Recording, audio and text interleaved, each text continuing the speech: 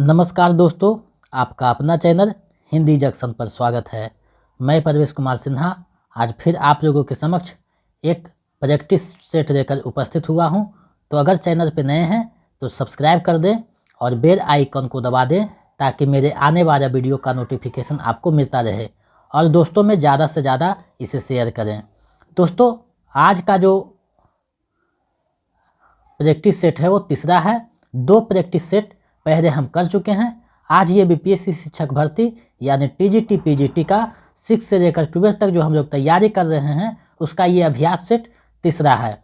इसमें बीपीएससी के अनुसार जो टीजीटी पीजीटी के 80 प्रश्न पूछे जाते हैं उसी का जो है इसमें अभ्यास कराया जाएगा और उसी के अनुरूप जो है यहाँ प्रश्नों का चयन किया गया है। तो हम लोग इस वीडियो में वही अभ्यास सेट के प्रश्नों को देखेंगे कि किस तरीक़ा से प्रश्न पूछा जाता है, कौन कौन से प्रश्न आपके लिए महत्वपूर्ण हैं।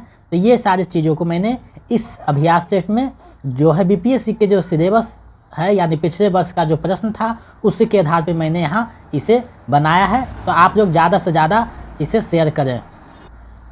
तो बिना देर करते हुए चलिए हम लोग आज के प्रश्नों की तरफ बढ़ते हैं।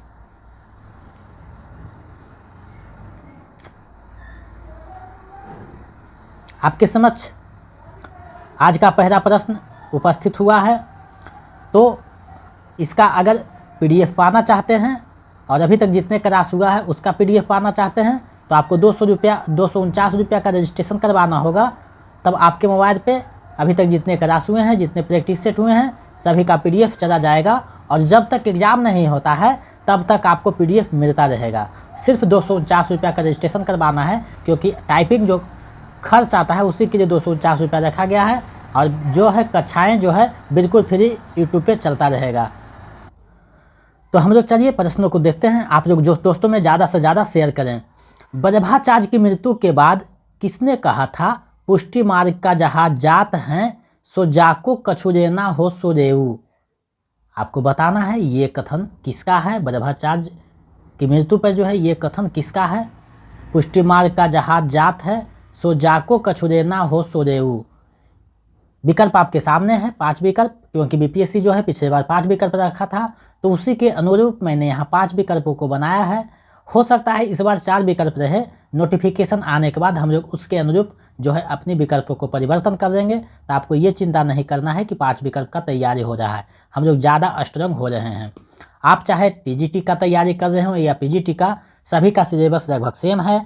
तो मैंने उसी को देखते हुए यहाँ जो है प्रश्नों का चयन किया है। तो आप 6 to 8 का तैयारी कर रहे हो या 9 to 10 का या 11 to 12 का, ये जो प्रैक्टिस सेट है सभी दृष्टि से महत्वपूर्ण है। तो आप इसको अंत तक देखिएगा।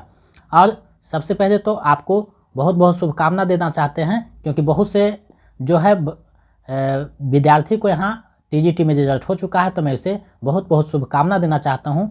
और आज जो है दशहरा का दिन चल रहा है, आज जगरना है। तो आप लोग जो है हमारे साथ जगिए और अपने अध्ययन को जो है जारी रखिए क्योंकि बिना अध्ययन का रिजल्ट नहीं होगा। तो आप लोग को मेहनत ज़्यादा करना होगा बीपीएससी में। तो आप लोग जो है सभी दृष्टि से जो है तैयार होकर मेहनत में लग जाइए क्योंकि बहुत समय बहुत कम है, 1 से 1.5 महीना। तो हम लोग को ज़्यादा परिश्रम करना है कम दिनों में। तो इसका जो सही आंसर है आपको बताना है कौन सा होगा। तो इसका सही आंसर विकल्प ख हो जाएगा, ये विठल नाथ ने कहा था।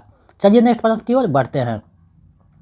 दूसरा प्रश्न है रामचंद्र शुक्ल के अनुसार सिद्धों की संख्या कितनी है। रामचंद्र शुक्ल के अनुसार सिद्धों की संख्या कितनी है आपको बताना है। ये जो है आपको भक्ति काल में दिया गया था। तो आप लोग इसका सही जवाब दे पा रहे हैं। विकल्प ग सही होगा, 84 सिद्धों की संख्या है। चलिए नेक्स्ट प्रश्न देखते हैं। तीसरा प्रश्न है सूर सागर में जहाँ जगह जगह दृष्टिकूट वाले पद मिलते हैं यह भी विद्यापति के अनुकरण है। सूरदास से संबंधित उपयुक्त कथन किसका है। यह कथन किसका है आपको बताना है। विकल्प आपके सामने है, सही विकल्प का चयन करना है। तो इसका जो सही आंसर है विकल्प का हो जाएगा, रामचंद्र शुक्ल का ये कथन है। चलिए नेक्स्ट प्रश्न देखते हैं।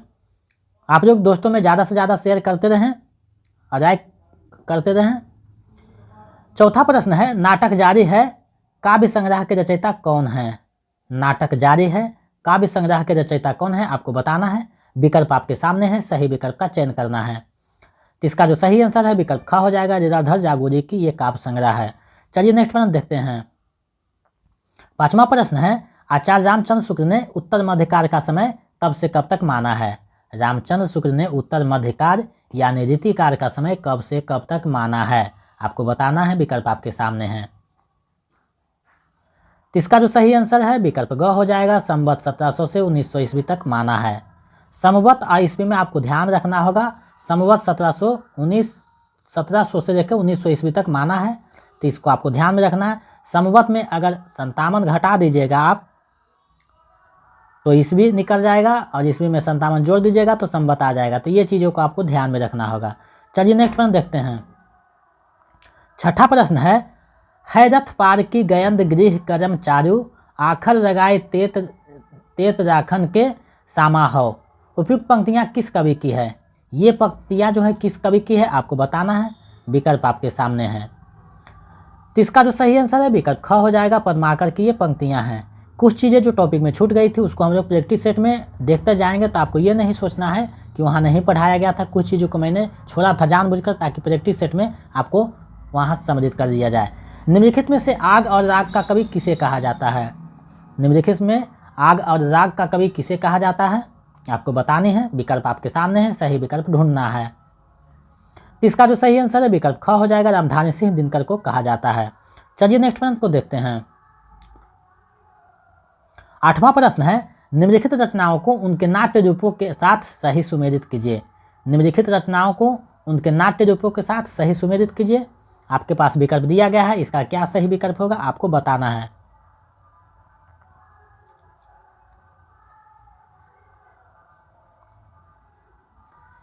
तो चंद्रावली जो है नाटिका हो जाएगा, दुर्दशा है नाट्य रासक है, एक घोट एकांकी है पढ़ाया गया है, करुणालय जो है गीतिनाट है पढ़ाया गया है। तो आप लोग जो है इसका मिलान कीजिए, कहाँ सही है। क कफोर यानी ग, क 3 है, सॉरी, तो इसका जो है क सही हो जाएगा, 3 ख कफोर सही है, तो इसका क सही हो जाएगा। आप लोग जो है आराम से जब आप परीक्षा हॉल में बैठिएगा तो 1-2 बार प्रश्नों को आराम से पढ़ लीजिएगा, क्योंकि प्रश्न फंसाने के लिए शब्दों को घुमाया जाता है। तो आप लोग आराम से प्रश्न को पढ़िएगा, क्योंकि समय आपके पास रहेगा। 9वां प्रश्न है, किस सप्तक की भूमिका में अज्ञेय प्रयोगवादी कवियों को राहों का अन्वेषी कहा है? किस सप्तक की भूमिका में अज्ञेय प्रयोगवादी कवियों को राहों का अन्वेषी कहा है आपको बताना है, विकल्प आपके सामने है, सही विकल्प का चयन करना है। तो इसका जो सही आंसर है विकल्प का हो जाएगा, तार सप्तक यानी पहला सप्तक में कहा है। चलिए नेक्स्ट प्रश्न देखते हैं। ऋतुकालीन ग्रंथों को उनके रचनाकारों के साथ सुमेलित करना है आपको। तो काव्य प्रकाश किसका है आपको बताना है, रसराज कितना है किसका है आपको बताना है, इश्कनामा किसका है तो बोधा का है, रसराज मोतीराम का है, काव्य प्रकाश चिंतामणि, जगत विनोद पद्माकर। तो ये आपको पढ़ाया गया है, आप लोग इसका सही से जवाब दे दीजिए। तो आप लोग सही जवाब दे पा रहे हैं। 10 का सही आंसर विकल्प ग हो जाएगा। चलिए नेक्स्ट प्रश्न देखते हैं। 11वां प्रश्न है, मानुष प्रेम भयहु बैकुंठी, नहीं तो कह छार भरी मुट्ठी। यह जो पंक्ति है किस पुस्तक से ली गई है? यह पंक्ति किस पुस्तक से ली गई है आपको बताना है, विकल्प आपके सामने है, सही विकल्प का चयन करना है। मैंने प्रश्नों को जो है अभी थोड़ा सा लो लेवल रखा है, आगे धीरे धीरे हम लोग जो है हाई लेवल पे पहुंच जाएंगे। तो आप ये नहीं सोचिए कि बहुत जो है नॉर्मल प्रश्न रखा गया है। आप जो है प्रश्नों का सही से जवाब दीजिए, आप सच्चाई के अनुसार बताइए कि मेरा इतना सही हुआ है, कमेंट करके अंतिम में बताइएगा कि आपका कितना सही हुआ है। तो ये जो है पद्मावत से दिया गया है, उसके रचनाकार जो हैं जायसी हैं, आपको पता होना चाहिए। चलिए नेक्स्ट प्रश्न देखते हैं। 12वां प्रश्न है, आदिकाल को वीरगाथाकार किसने कहा है? आदिकाल को वीरगाथाकार किसने कहा है आपको बताना है, विकल्प आपके सामने है। इसका आप लोग सही जवाब दे पा रहे हैं, विकल्प ख सही हो रहा है, रामचंद्र शुक्ल। चलिए नेक्स्ट प्रश्न देखते हैं। 13वां प्रश्न है, परमात्मा की छाया आत्मा में, आत्मा की छाया परमात्मा में पड़ने लगती है, तभी छायावाद की सृष्टि होती है। छायावाद के संबंध में यह कथन किसका है? परमात्मा की छाया आत्मा में, आत्मा की छाया परमात्मा में पड़ने लगती है, तभी छायावाद की सृष्टि होती है। छायावाद के संबंध में यह कथन किसका है आपको बताना है, विकल्प आपके सामने है। इसको जो है छायावाद में पढ़ाया गया है, आप लोग अगर थोड़ा सा ध्यान दीजिएगा तो मेरे इशारों को समझ गए होंगे। इसका जो है सही आंसर विकल्प का हो जाएगा, रामकुमार वर्मा। चलिए नेक्स्ट प्रश्न देखते हैं। 14वां प्रश्न है, साकेत के संबंध में कौन सा एक सही नहीं है? साकेत के संबंध में कौन सा एक सही नहीं है आपको बताना है। विकल्प आपके सामने हैं। तो आप लोग देख पा रहे हैं ये 12 सर्गों में विभक्त है। मैथिली सेनगुप्त रचनाकार है, नायिका प्रधान है, यानी लक्ष्मण की पत्नी जो है उर्मिला, उसी पे ये लिखा गया है। तो इसका सही हो जाएगा उपयुक्त में से कोई नहीं, विकल्प होगा। चलिए नेक्स्ट प्रश्न देखते हैं। 15वां प्रश्न है, स्थापना और तर्क दिया हुआ है। स्थापना कर रहा है कि मैथिली शरण गुप्त की रचना भारत भारती को अंग्रेजों ने जब्त कर दिया। तर्क दिया जा रहा है कि यह रचना राष्ट्र प्रेम से संबंधित है। अब आपको बताना है कि कौन सा सही है कौन सा गलत है। इसका जो सही आंसर है विकल्प क हो जाएगा। एक और दोनों सही है, क्योंकि स्थापना भी सही है और तर्क भी सही है। चलिए नेक्स्ट प्रश्न देखते हैं। 16वां प्रश्न है, निम्नलिखित में से कौन सी बोली राजस्थानी का है? निम्न में कौन सी बोली राजस्थानी का है आपको बताना है। विकल्प आपके सामने है। तो आप लोग को ये पढ़ाया गया है, आप लोग सही जवाब दे पा रहे हैं। विकल्प हो जाएगा विकल्प अंगा, उपयुक्त में से कोई नहीं, क्योंकि मेवाती मेवाड़ी ये सब कोई नहीं है। अवधि जो है पूर्वी हिंदी का है, बघेली भी पूर्वी हिंदी, कोरबी पश्चिमी हिंदी का है, तो इनमें से कोई नहीं हो जाएगा। चलिए नेक्स्ट प्रश्न देखते हैं। 17वां प्रश्न है, निम्नलिखित रचनाओं को प्रकाशन वर्ष के अनुसार सही अनुक्रम में व्यवस्थित करें। निम्नलिखित रचनाओं को प्रकाशन वर्ष के अनुसार सही अनुक्रम में व्यवस्थित करना है। तो आपका जो सही आंसर है विकल्प ख हो जाएगा। पहले रेणुका, उसके बाद हुंकार, उसके बाद कुरुक्षेत्र, उसके बाद उर्वशी। चलिए नेक्स्ट प्रश्न देखते हैं। रामधारी सिंह दिनकर की ये रचना है।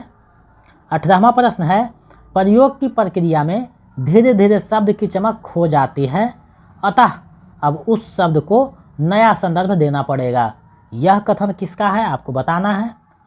प्रयोगवाद के संबंध में यह कथन किसका है आपको बताना पड़ेगा। तो इसको पढ़ाया गया है, अगर ध्यान कीजिएगा तो आपके ध्यान में आ गया होगा। विकल्प ग सही होगा। अज्ञेय ये कथन के प्रस्तावक हैं। चलिए नेक्स्ट प्रश्न देखते हैं। 19वां प्रश्न है, हिंदी साहित्य में युत्सावादी कविता के प्रवर्तक किसे माना जाता है? हिंदी साहित्य में युत्सावादी कविता के प्रवर्तक किसे माना जाता है आपको बताने हैं। विकल्प आपके सामने हैं। तो 19वां का जो सही आंसर है विकल्प ग हो जाएगा। सरब श्री राम सिंह जो है युत्सावादी कविता के प्रवर्तक माने जाते हैं। चलिए नेक्स्ट प्रश्न देखते हैं। 20वां प्रश्न है, इन बोलियों को उनके संबंध क्षेत्रों के साथ आपको सुमेलित करना है कि कौन से क्षेत्र में कौन सी बोली बोली जाती है। विकल्प आपके सामने है, इसको पढ़ाया गया है। अगर थोड़ा सा ध्यान दीजिएगा तो आपके दिमाग में आ गया होगा। कुमायूं जो है अल्मोड़ा से संबंधित है, यानी सुमित्रानंदन पंत। तो क 3 कौन है? ख है। आप बाकी चीज़ें और मिला दीजिए। भोजपुर जो है देवरिया छपरा, अवधि जो है मिर्ज़ापुर, बघेली जो है जबलपुर। ये विकल्प ख सही हो रहा है। चलिए नेक्स्ट प्रश्न देखते हैं। 21वां प्रश्न है, हिंदी को राजभाषा के रूप में मान्यता कब मिली? हिंदी को राजभाषा के रूप में मान्यता कब मिली आपको बतानी है। विकल्प आपके सामने है। तो इसका जो सही आंसर है विकल्प ग हो जाएगा। 14 सितंबर 1949 ईस्वी को राजभाषा के रूप में मान्यता मिली, इसीलिए 14 सितंबर को हिंदी दिवस मनाया जाता है। चलिए नेक्स्ट प्रश्न देखते हैं। 22वां प्रश्न है, मानक हिंदी का आधार क्या है? मानक हिंदी किस बोली या किस भाषा को माना गया है हिंदी में, तो आपको बताने हैं। तो आपका जो है सही आंसर विकल्प ख हो जाएगा। खड़ी बोली को जो है मानक हिंदी का आधार माना गया है। चलिए नेक्स्ट प्रश्न देखते हैं। 23वां प्रश्न है, कर्म का भोग, भोग का कर्म, यही जड़ का चेतन आनंद। उपयुक्त पंक्तियां किसकी है? कर्म का भोग, भोग का कर्म, यही जड़ का चेतन आनंद। उपयुक्त पंक्तियां किसकी है आपको बतानी है। विकल्प आपके सामने हैं। तो इसका सही आंसर विकल्प ग हो जाएगा। जयशंकर प्रसाद की ये पंक्तियां हैं जो कामायनी से ली गई है। कामायनी से ली गई है। कामायनी में कितने सर्ग हैं? 15 सर्ग हैं। प्रथम सर्ग जो है चिंता सर्ग है, अंतिम सर्ग जो है आनंद सर्ग है। तो ये ध्यान में रखना है आपको। चलिए नेक्स्ट प्रश्न देखते हैं। 24वां प्रश्न है, काशी नागरी परिचालनी सभा के संस्थापकों में कौन नहीं है? आपको बताना है कि काशी नागरी परिचालनी सभा का जो स्थापना हुआ था उसमें कौन जो है संस्थापक सदस्य नहीं थे। विकल्प आपके सामने है। इसका जो सही आंसर है विकल्प अंगा हो जाएगा। इनमें से कोई नहीं, क्योंकि तीनों जो है संस्थापक थे। श्याम बाबू, श्याम सुंदर दास, ठाकुर शिव कुमार सिंह और रामनारायण मिश्र तीनों संस्थापक थे। चलिए नेक्स्ट प्रश्न देखते हैं। 25वां प्रश्न है, मैथिली का विकास किस अपभ्रंश से माना जाता है? मैथिली का विकास किस अपभ्रंश से माना जा सकता है आपको बताने हैं। विकल्प आपके सामने हैं। तो 25वां का जो सही आंसर है विकल्प ख हो जाएगा। मागधी से माना जाता है क्योंकि ये बिहारी हिंदी के अंतर्गत आती है। चलिए नेक्स्ट प्रश्न देखते हैं। 26वां प्रश्न है, अपभ्रंश को पुरानी हिंदी किसने कहा है? अपभ्रंश को पुरानी हिंदी किसने कहा है आपको बताना है। विकल्प आपके सामने है। इसका जो सही आंसर है विकल्प जो है ख हो जाएगा। चंद्रधर शर्मा गुलेरी को जो है पुरानी हिंदी अपभ्रंश को माने हैं। इसका सही आंसर चंद्रधर शर्मा गुलेरी हो जाएगा। चलिए नेक्स्ट प्रश्न देखते हैं। 27वां प्रश्न है, निम्नलिखित में कौन सी भाषा देवनागरी लिपि में लिखी जाती है? निम्नलिखित में कौन सी भाषा जो है देवनागरी लिपि में लिखी जाती है? ये प्रश्न जो है थोड़ा सा है घुमाने वाला है, आप लोग सही से सोच समझ कर इसका जवाब दीजिए। इसका सही क्या होगा आपको बतानी है। विकल्प आपके सामने हैं। तो इसका जो सही आंसर विकल्प का हो जाएगा। मराठी भाषा जो है देवनागरी लिपि में लिखा जाता है। चलिए नेक्स्ट प्रश्न देखते हैं। मुंशी प्रेमचंद का अधूरा उपन्यास कौन सा है आपको बताना है। इसे जो है कल बताया गया था परसों, तो आप लोग सही जवाब दे पा रहे हैं। मंगलसूत्र जो है विकल्प ग सही हो जाएगा। अधूरा उपन्यास है जिसको इनके पुत्र अमृत राय ने पूरा किया था। अमृत राय ने इसे पूरा किया था, आपको पता होना चाहिए। 1943 ईस्वी में किया था। कहीं कहीं 1937 दे देता है, तो आप जो कन्फ्यूज नहीं होइएगा। 43 रहेगा 43 विकल्प कीजिए, नहीं रहेगा तो 37 कीजिएगा। चलिए नेक्स्ट प्रश्न देखते हैं। 29वां प्रश्न है, 11 वर्ष का समय किसका प्रसिद्ध कहानी है? 11 वर्ष का समय किसका प्रसिद्ध कहानी है आपको बतानी है। विकल्प आपके सामने हैं। तो इसका जो सही आंसर है आप लोग ढूंढिए कौन होगा। तो इसका सही आंसर विकल्प ख हो जाएगा। रामचंद्र शुक्ल जो हैं 11 वर्ष का समय कहानी के लेखक हैं। चलिए नेक्स्ट प्रश्न देखते हैं। 30वां प्रश्न है, खड़ी बोली का प्रथम महाकाव्य प्रिय प्रवास में किस रस की प्रधानता है? खड़ी बोली का प्रथम महाकाव्य प्रिय प्रवास में किस रस की प्रधानता है आपको बताने हैं। इसका जो सही आंसर है विकल्प ख हो जाएगा। वियोग श्रृंगार की प्रधानता है, इसमें वियोग रस है। चलिए नेक्स्ट प्रश्न देखते हैं। 31वां प्रश्न है, संप्रदायों को उनके प्रवर्तकों के साथ सुमेलित कीजिए। संप्रदायों को उनके प्रवर्तकों के साथ सुमेलित करना है आपको। तो सबसे पहले देखना है का जो है अद्वैतवाद, तो अद्वैतवाद का शंकराचार्य हैं। देखिए विकल्प 2 किस में है, तो विकल्प का सही हो जाएगा। आप लोग अंत से तक मिलान करके देख लीजिएगा, इसको पढ़ा दिया गया है। चलिए नेक्स्ट प्रश्न देखते हैं। गुरु ग्रंथ साहिब में कबीर के कितने शब्द संकलित हैं? गुरु ग्रंथ साहिब में कबीर दास के कितने शब्द जो है संकलित किया गया है आपको बताने हैं। विकल्प आपके सामने हैं। तो इसका जो सही आंसर है विकल्प ग हो जाएगा। 224 पद संकलित किए गए हैं। चलिए नेक्स्ट प्रश्न देखते हैं। 33वां प्रश्न है, एकांकी की टेक्निक का एक घुंट में पूरा निर्वाह है, उपयुक्त कथन किस आलोचक का है? एकांकी की टेक्निक का एक घुंट में पूरा निर्वाह है, उपयुक्त कथन किसका है? ये आपको जो है एकांकी में पढ़ाया जा चुका है। आप लोग सही जवाब इसका दे रहे हैं। इसका जो सही आंसर है विकल्प ख हो जाएगा। डॉक्टर नगेंद्र का ये कथन है। चलिए नेक्स्ट प्रश्न देखते हैं। 34वां प्रश्न है, रामचंद्र शुक्ल ने हिंदी का प्रथम नाटक किसे माना है? रामचंद्र शुक्ल ने हिंदी का प्रथम नाटक किसे माना है आपको बताने हैं। विकल्प आपके सामने हैं।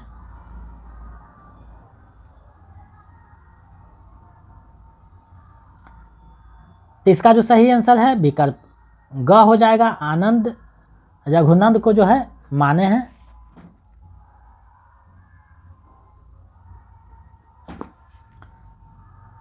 चलिए नेक्स्ट प्रश्न देखते हैं। 35वां प्रश्न है, कृषक जीवन का महाकाव्य किस उपन्यास को कहा जाता है? कृषक जीवन का महाकाव्य किस उपन्यास को कहा जाता है आपको बताने हैं। विकल्प आपके सामने हैं। तो आप लोग इसका सही जवाब दे पा रहे हैं। गोदान को कृषक जीवन का महाकाव्य कहा जाता है। चलिए नेक्स्ट प्रश्न देखते हैं। 36वां प्रश्न है, आत्मकथा जीवन की कुछ घटनाओं और अनुभूतियों की एक अभिव्यंजना है, यह किसका कथन है? आत्मकथा जीवन की कुछ घटनाओं और अनुभूतियों की एक अभिव्यंजना है, यह किसका कथन है? विकल्प आपके सामने है। सही विकल्प का चयन कीजिए। तो इसका जो सही आंसर है विकल्प का हो जाएगा। वियोगी हरि जी का ये कथन है। चलिए नेक्स्ट प्रश्न देखते हैं। यंत्र रोग से तंत्र रोग तक किसका यात्रा वृत्तांत है? यंत्र रोग से तंत्र रोग तक किसका यात्रा वृत्तांत है आपको बताने हैं। विकल्प आपके सामने हैं। तो इसका जो सही आंसर है विकल्प ग हो जाएगा। डॉक्टर नगेंद्र का ये यात्रा वृत्तांत है। चलिए नेक्स्ट प्रश्न देखते हैं। 38वां का जो है क्वेश्चन है कौन सा जो है शांति प्रिय द्विवेदी का रचना है, आपको बताना है। विकल्प आपके सामने है। तो इसका जो सही आंसर है विकल्प घ हो जाएगा, उपयुक्त में से एक से अधिक, क्योंकि कवि और काव्य भी उनकी रचना है, हमारे साहित्य निर्माता भी उनकी रचना है, युग और साहित्य भी उनकी रचना है। साहित्य थोड़ा टाइपिंग मिस्टेक हुआ है, तो इसको जो है हम लोग अभी नहीं पढ़े हैं ये टॉपिक को। आलोचना में जब ये चीज़ें पढ़ेंगे तो आपको ध्यान में आ जाएगा। तो आपको जो टॉपिक नहीं पढ़ाई गई है वो कठिन लग रहा होगा तो आप चिंता ना करें, आपको जो है सारे टॉपिक समय पढ़ा दिया जाएगा और व्याकरण वाले सेक्शन को भी पढ़ाया जाएगा। तो आप ये चिंता में ना रहें कि ये टॉपिक मैंने नहीं पढ़ा है। हम लोग जो है लगभग जल्द ही सारे टॉपिक को ख़त्म करने वाले हैं और इस बार जो है ज़्यादा से ज़्यादा हम लोग प्रैक्टिस सेट करने वाले हैं। अभी हम लोग संडे को संडे जो है 8 से 9 बजे के बीच जो है प्रैक्टिस सेट का जो है समय है स्टार्ट होने का। आपको सूचना जो है टेलीग्राम चैनल पे दे दिया जाएगा कि कब शुरू होगा। और जो है जब फॉर्म फिलअप हो जाएगा, नोटिफिकेशन आ जाएगा, तो हम लोग एक दिन छोड़ के एक दिन जो है प्रैक्टिस सेट करेंगे। तो 39वां का जो है मैदान कीजिए जो है कौन किसका निबंध है, उसके निबंध कार्यों से आपको जो है मैच करना है कि कौन किसका जो है निबंध है। तो अशोक के फूल जो है हजारी प्रसाद द्विवेदी का है, कविता क्या है रामचंद्र शुक्ल का है, गेहूँ गुलाब अमरीश बेनीपुरे का है, और समय और हम जो है जयनेन्द्र कुमार का है। तो आप लोग देख लीजिए किसका है। तो क का जो है 3 हो जाएगा, यानी ख जो है सही हो जाएगा। चलिए नेक्स्ट प्रश्न देखते हैं। 40वां प्रश्न है, धिक जीवन को जो पाता ही आया विरोध, धिक साधन जिसके लिए सदा ही किया शोध। उपयुक्त पंक्तियाँ किसकी है, ये पंक्तियाँ किसकी है आपको बतानी है। विकल्प आपके सामने हैं। इसका जो सही आंसर है विकल्प ख हो जाएगा। निराला की ये पंक्तियां हैं सूर्यकांत त्रिपाठी निराला की, जो है सरोज स्मृति में जो है इसका पंक्तियां का जिक्र किया गया है। चलिए नेक्स्ट प्रश्न देखते हैं। आप लोग दोस्तों में ज़्यादा से ज़्यादा इसे शेयर करें ताकि हमें उत्साह मिलता रहे, दोगुने उत्साह के साथ आपके समक्ष प्रस्तुत होता रहूँ। आज जो है आप लोगों को जो है जगरना है, तो आप लोग मन से देखिए, सारे जो नोट्स दिए गए हैं अच्छे से अध्ययन कीजिए, क्योंकि आप लोग नोट्स को बहुत कम अध्ययन करते हैं। जब हम टेलीग्राम पे वही क्वेश्चन को देते हैं तो आप लोग कोडिंग में बहुत ज़्यादा गलती कर रहे हैं। तो आप लोग से प्लीज़ जो है रिक्वेस्ट है, जो निवेदन है कि आप लोग जो है नोट्स को 2-4 बार देखिए ताकि आपके दिमाग में बैठ सके कौन किसकी रचना है, कौन किसने कहा है, क्या किसने कहा है। तो ये सारी चीज़ें जो है आपको दिमाग में बैठ जाएगा। और कब क्या पढ़ाना है ये हमें पता है। आप लोगों को सारी चीज़ें पढ़ाया जाएगा। SCRT बुक से लेकर NCRT बुक तक हम लोग देखने वाले हैं। तो आपको ये चिंता नहीं करने की ज़रूरत है कि ये चीज़ें नहीं पढ़ाया गया है। हम लोग सारी चीज़ों को देखने वाले हैं। यहाँ जो है कर्म दृष्टि से आपको सजाना है कि कौन पहले आएगा, किसका प्रकाशन पहले हुआ था। तो सबसे पहले पर्व का हुआ था, उसके बाद जो है बीना आया है, उसके बाद जो है गुंजन है, उसके बाद युगांत है। देख लीजिए किसमें है। 43 का जो है विकल्प का सही हो जाएगा। चलिए नेक्स्ट प्रश्न देखते हैं। छायावाद का प्रवर्तक जयशंकर प्रसाद को किसने माना है। छायावाद का प्रवर्तक जयशंकर प्रसाद को किसने माना है आपको बताना है। विकल्प आपके सामने है। छायावाद का प्रवर्तक जयशंकर प्रसाद को किसने माना है आपको बताना है। तो 42 का जो सही आंसर है विकल्प ग हो जाएगा। ईराचंद्र जोशी ने माना है। चलिए नेक्स्ट प्रश्न देखते हैं। 43वां प्रश्न है, उदंत मार्तंड पत्रिका का प्रकाशन कहाँ से होता था। जो प्रथम पत्रिका था उदंत मार्तंड, उसका प्रकाशन कहाँ से होता था आपको बताना है। विकल्प आपके सामने हैं। तो इसका जो सही आंसर है विकल्प ख हो जाएगा। कलकत्ता से 1826 ईस्वी में इसका प्रकाशन शुरू हुआ था। जुगर किशोर जो है इनके जो है संस्थापक थे। आपके ये चीज़ें ध्यान में रखनी होगी। हिंदी की प्रथम पत्रिका है। चलिए नेक्स्ट प्रश्न देखते हैं। 44वां प्रश्न है, आज संसार का शासन सूत्र बैंकरों के हाथों में है, सरकार उनके हाथ का खिलौना है। यह कथन किस उपन्यास से दिया गया है। यह जो कथन है किस उपन्यास से दिया गया है आपको बताने हैं। तो इसका जो सही आंसर है विकल्प ग हो जाएगा। उपयुक्त में से कोई नहीं, क्योंकि ये जो कथन है गोदान से दिया गया है। चलिए नेक्स्ट प्रश्न देखते हैं। हम लोग जो है उपन्यास के भी जो है अध्ययन करेंगे, तो आपको ये नहीं सोचना है कि हमें ये पढ़ाया ही नहीं गया। हम लोग सारे चीज़ों को अध्ययन करने वाले हैं। जो महत्वपूर्ण चीज़ें हैं उसको हम लोग अध्ययन करेंगे। 45वां प्रश्न है, निम्नलिखित में कौन सा पात्र गोदान उपन्यास का नहीं है। निम्नलिखित में कौन सा पात्र गोदान उपन्यास का नहीं है आपको बतानी है। विकल्प आपके सामने हैं। इसका जो सही आंसर है विकल्प ग हो जाएगा। उपयुक्त में से कोई नहीं, क्योंकि धनिया भी है, झुनिया भी है, चूहिया भी है। तीनों जो है गोदान के पात्र हैं। चलिए नेक्स्ट प्रश्न देखते हैं। 46वां प्रश्न है, जामुन का पेड़ किसका प्रसिद्ध व्यंग है? जामुन का पेड़ किसका प्रसिद्ध व्यंग है आपको बताने हैं। विकल्प आपके सामने हैं। इसका जो सही आंसर है विकल्प का हो जाएगा। कृष्णचंद्र जो हैं इसके रचनाकार हैं यानी व्यंग्यकार हैं। चलिए नेक्स्ट प्रश्न देखते हैं। आप लोग इसे ज़्यादा से ज़्यादा दोस्तों में शेयर करें, शेयर करते रहें, और नहीं लाइक किए हैं तो लाइक भी कर दें। इसका PDF पाना चाहते हैं तो आपको जो है 249 रुपये का रजिस्ट्रेशन करवाना होगा, ताकि आप एक दो बार इसको अभ्यास कर लीजिएगा तो आपको जो है चीज़ें समझ में आ जाएगी। आगरा बाजार नाटक के रचनाकार कौन हैं?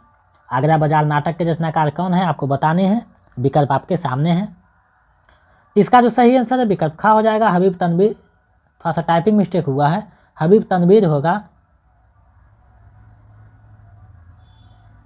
हबीब तनवीर हो जाएगा। विकल्प खा सही आंसर है। चलिए नेक्स्ट प्रश्न देखते हैं। 48वां प्रश्न, निर्वैयक्तिकता का सिद्धांत किसने दिया? निर्वैयक्तिकता का सिद्धांत किसने दिया आपको बताना है। विकल्प आपके सामने है। इसका जो सही आंसर है विकल्प ग हो जाएगा। इडियट जो है इस सिद्धांत के प्रस्तोता हैं। ये पाश्चात्य काव्यशास्त्र से प्रश्न बनाया गया था। चलिए नेक्स्ट प्रश्न देखते हैं। 49वां प्रश्न है, काव्यादर्श किसकी रचना है?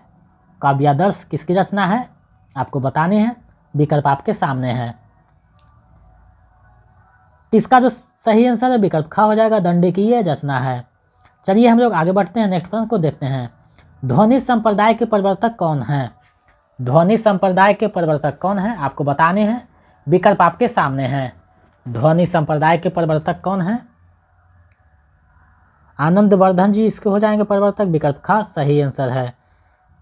चलिए नेक्स्ट प्रश्न देखते हैं।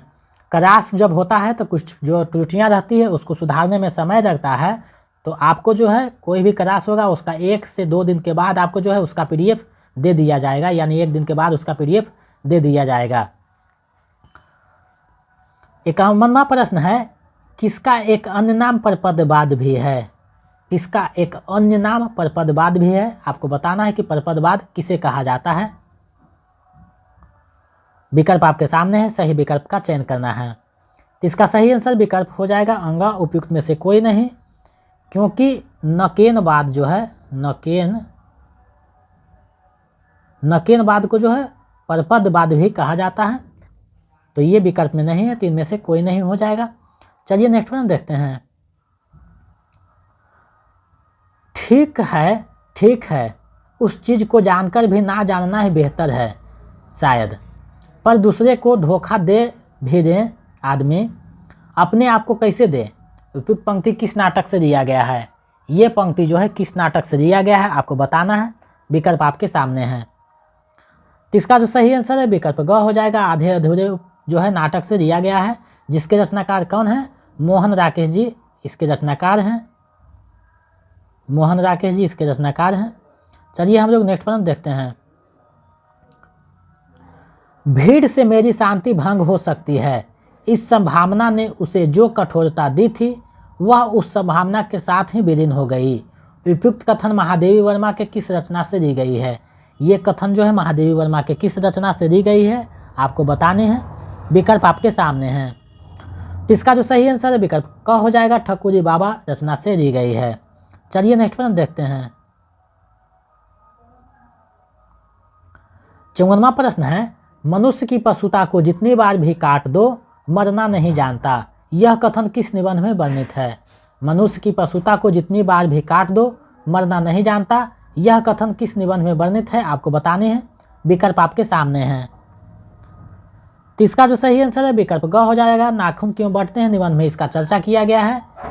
इसके रचनाकार जो हैं हजारी प्रसाद द्विवेदी जी हैं, आपको पता होनी चाहिए। चलिए नेक्स्ट प्रश्न देखते हैं। शिव शंभू के चिट्ठे में बालमुकुंद गुप्त ने किसकी आलोचना की है? शिव शंभू के चिट्ठे में बालमुकुंद गुप्त ने किसकी आलोचना की है आपको बताने हैं। विकल्प आपके सामने हैं।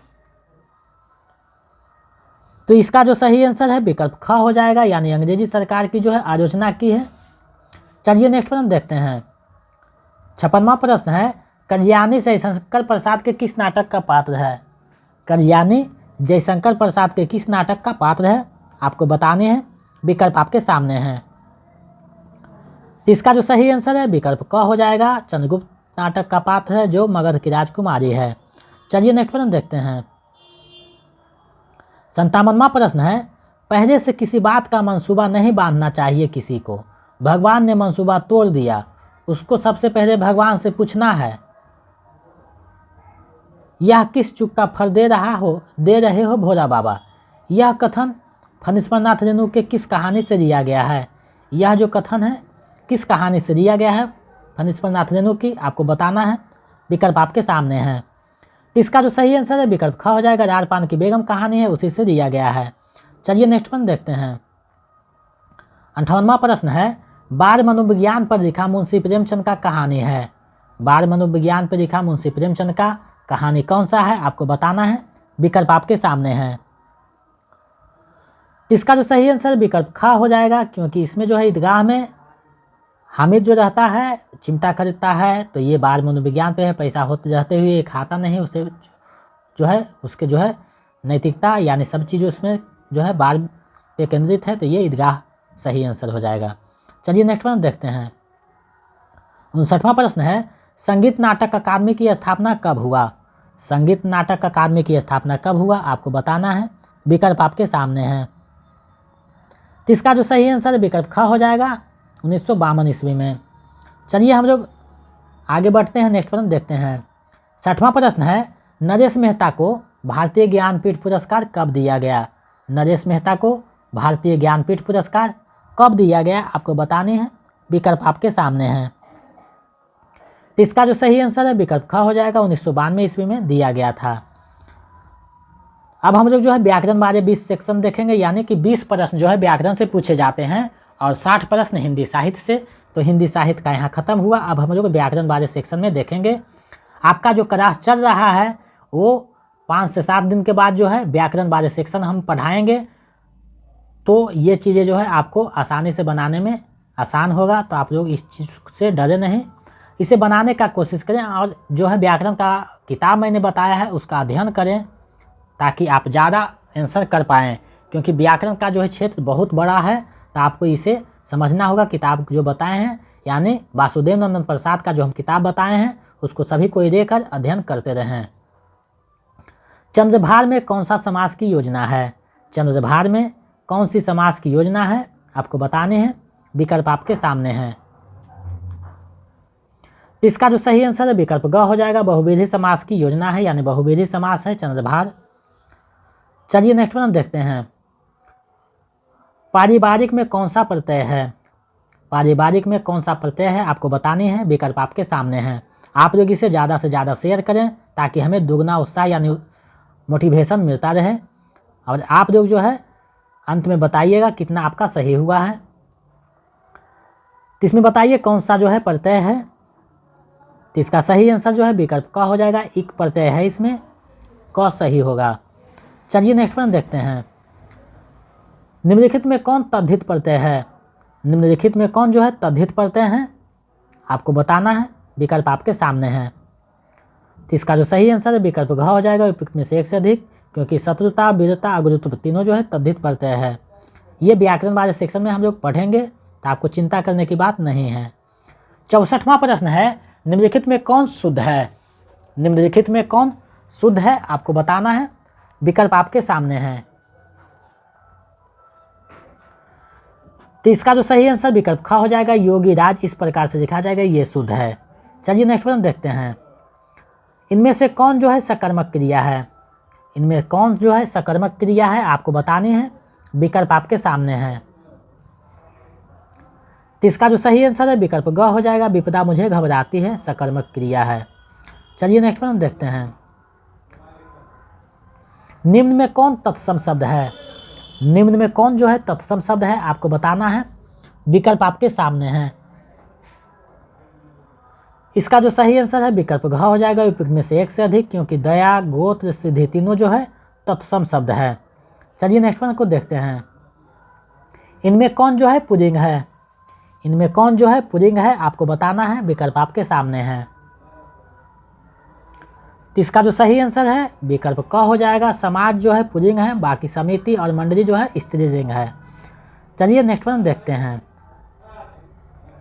महर्षि का संधि विच्छेद है, कौन सा सही है आपको बताना है। महर्षि का संधि विच्छेद कौन सा सही है। तो इसका जो सही आंसर है विकल्प ख हो जाएगा, महाजोर ऋषि यानी विकल्प ख। चलिए हम आगे बढ़ते हैं। कौन सा जो है गुण स्वर संधि है, निम्न में कौन जो है गुण स्वर संधि है आपको बताना है। विकल्प आपके सामने हैं। निम्न में कौन जो है गुण संधि है आपको बताना है, विकल्प आपके सामने है। तो इसका जो सही आंसर है विकल्प घ हो जाएगा, उपयुक्त में से एक से अधिक, क्योंकि महेंद्र, चंद्रोदय, महोत्सव तीनों जो है गुण संधि है। चलिए नेक्स्ट वन देखते हैं। 17वां प्रश्न है, कौन उसमें व्यंजन है, इनमें से कौन जो है उसमें व्यंजन है आपको बतानी है। विकल्प आपके सामने हैं। इनमें से कौन उसमें व्यंजन है।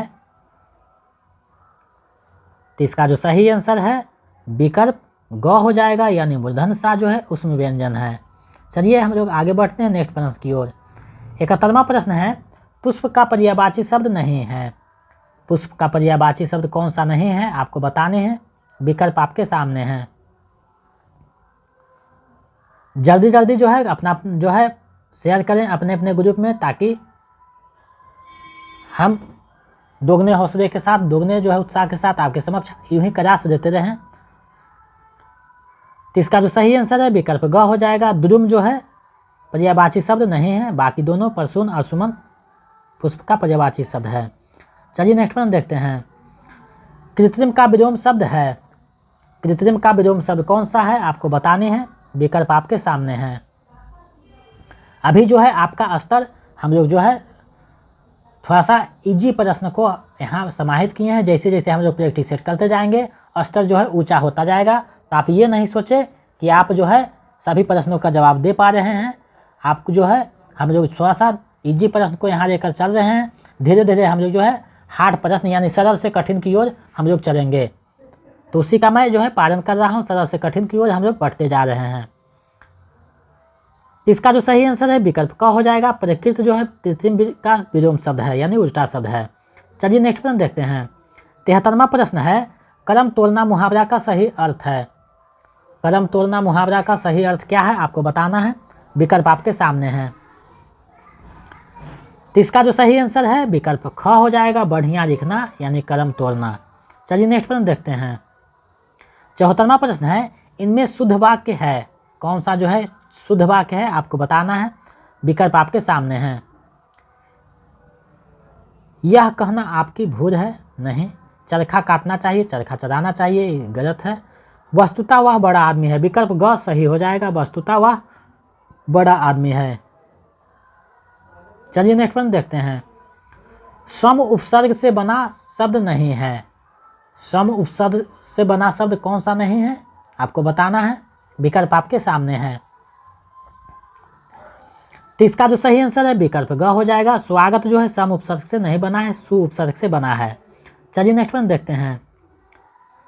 76वां प्रश्न है, कम बोलने वाले को कहा जाता है, क्या कहा जाता है आपको बताना है। जो कम बोलता है उसे क्या कहा जाता है। विकल्प आपके सामने है, सही विकल्प का चयन करना है। तो इसका जो सही आंसर है विकल्प का हो जाएगा, अल्पभाषी कहा जाता है। चलिए नेक्स्ट प्रश्न देखते हैं। 77वां प्रश्न है, किस वाक्य में संयुक्त क्रिया का प्रयोग है। किस वाक्य में संयुक्त क्रिया का प्रयोग है आपको बताना है।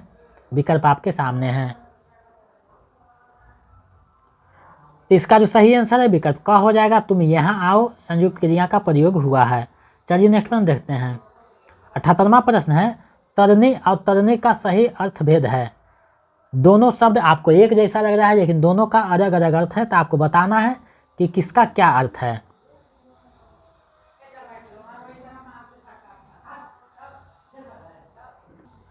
तो इसका जो सही आंसर है विकल्प ख हो जाएगा। तरनी ये मतलब नाव होता है और हर्षई से जो उठाया हुआ रहेगा उसका मतलब सूझ होता है। तो विकल्प ख सही हो जाएगा। चलिए नेक्स्ट प्रश्न देखते हैं। रोकोक्ति प्रयोग में किसका परिवर्तन नहीं होता है। रोकोक्ति प्रयोग में किसका परिवर्तन नहीं होता है।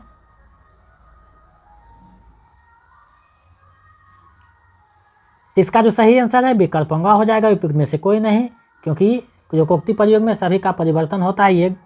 चलिए नेक्स्ट प्रश्न देखते हैं।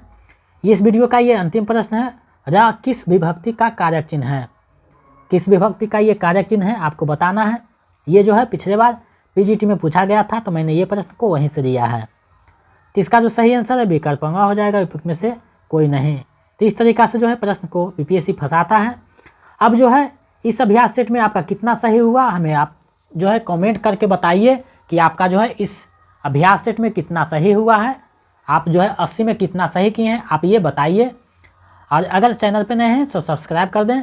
और इसका पीडीएफ और जो क्लास हुआ है उसका पीडीएफ पाना चाहते हैं तो हमारे जो व्हाट्सएप नंबर है यानी 72 61 81 53 07, इस पर आप लोग फ़ोनपे कर सकते हैं या फिर क्यूआर से जो है स्कैनिंग करके 249 रुपया आपको भेजना है, रजिस्ट्रेशन हो जाएगा।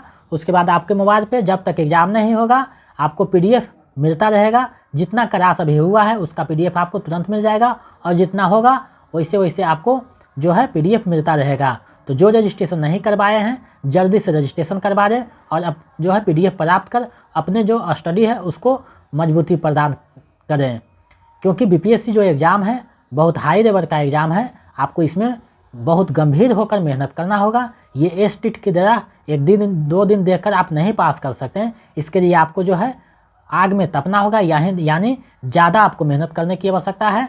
तो आप लोग अगर क्लास मेरा देख रहे हैं तो इसका नोट्स जो है जल्दी से रजिस्ट्रेशन करवा कर प्राप्त कर दें और अपने तैयारी को मजबूती प्रदान करें।